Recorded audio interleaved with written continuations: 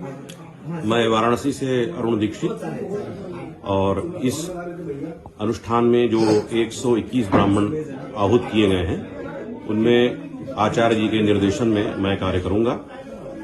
आज सर्वप्रथम सरयू माता का पूजन होगा, उसको तीर्थ पूजा भी बोलते हैं। जहां भी ये कार्यक्रम होते हैं, अगर कोई सरोवर हो, तीर्थ प्राप्त हो, नदी प्राप्त हो तो उसका पूजन करना आवश्यक होता है।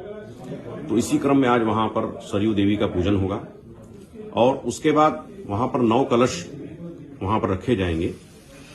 उन 9 कलशों में जल भर करके मंडप में, जहां अपना ये प्रधान मंडप बना हुआ है राम जन्मभूमि परिसर में 9 कुंडों का, वहां पर उन कलशों को लाना है।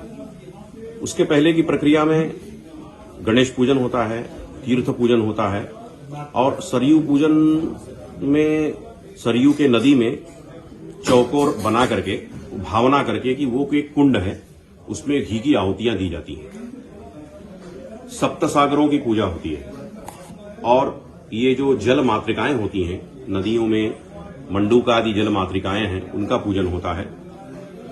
और उसके बाद वो जो अंदर जलचर होते हैं नदी में, जैसे मछली इत्यादि होती है, उनको जो है कुछ खाने के लिए बलिदान अन्न दिया जाता है, जिसमें हम लोग धान का लावा वगैरह देते हैं। तो उन सबको पूरा परितोष, मतलब उनको प्रसन्न करके, उनसे आज्ञा लेकर के तब हम उसमें से वो जल 9 कलशों में भरते हैं और उस कलशों की वहां पूजा करके, तीर्थ को प्रणाम करके और फिर उन कलशों को लेकर के हम लोग वहां से गाजे बाजे के साथ, मंगल ध्वनि के साथ आनंद मग्न होते हुए शोभा यात्रा, उसको मंगल यात्रा, कलश यात्रा बोलते हैं, उन कलशों को लाते हैं।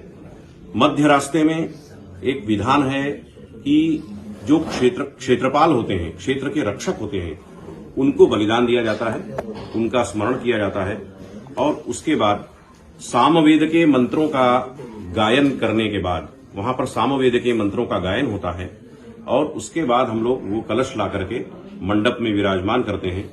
वर्धिनी कलशों की वहां आरती होती है और आरती करके ये आज का कार्यक्रम संपन्न हो जाएगा।